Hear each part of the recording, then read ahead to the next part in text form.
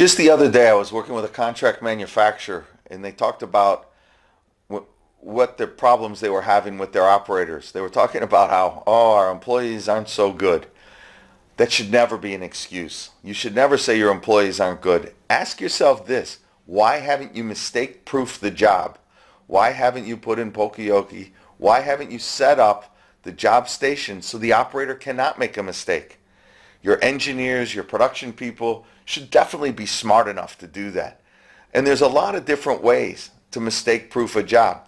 If it's dimensional, maybe putting go, no-go devices.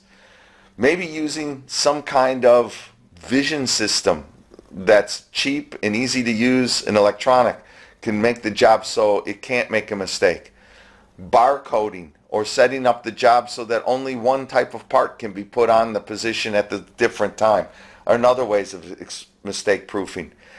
Good engineers and smart people can mistake proof a job almost 100% so that the operator can't put on the wrong part, can't assemble it incorrectly, and cannot ship it to the next station in an improper way.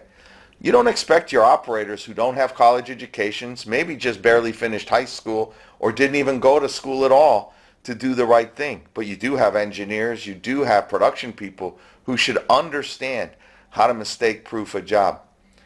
Tooling, very simple tooling, fixtures, and other things are all great techniques for mistake-proofing a job so that the operator has no chance but to make it correctly the first time.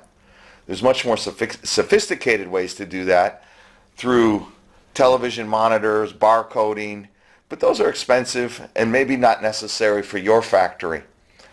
Other things are good SOPs. Are the SOPs clear, written well? Are they in such a way that the operator can look up at them and understand the standard of work that they're supposed to have? Most SOPs I see are a joke. They're black and white pictures of something with a circle around it, and you can hardly tell what it is. Somebody just took a picture because somebody said they needed an SOP. It isn't done properly. The job instructions aren't done in such a way that the person can do it. And then another really good mistake proofing, and it appears often in China that supervisors think they're too good to do this, is to actually walk on the line and watch the people do the job, and are they actually doing it to the SOP? If they're not doing it to the SOP, either the SOP is wrong and the operator's found a better way to do the work, and you should be very open-minded and see if you can be taught something, or two, the operator's getting lazy and not doing the SOP. I don't usually see good supervision on the line managing to the SOP, managing to the poka yoke, managing to what is important coming off of each job station. Instead, what I see is leaders who just want to stand around and yell at the people and tell them they're not doing a very good job. It's not really a very good way to make your manufacturing run well. The other things with mistake proofing are, do you get your operators involved in building the SOP? One of the most important things Toyota's ever done is build their teams, and their teams actually help the industrial engineers and others build the SOPs on the line, because the people are the ones doing the job 8 to 10 hours a day. They know how that job works better than anybody.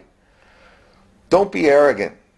Don't think that you know everything. Your operators who do the single job every day, constantly, know probably more about that job after a few weeks than the engineer who designed it. Listen to them. Help them design it so it can't make a mistake. But really, mistake proofing is something that every factory should be working towards so that it can deliver high quality product in a very good production manner.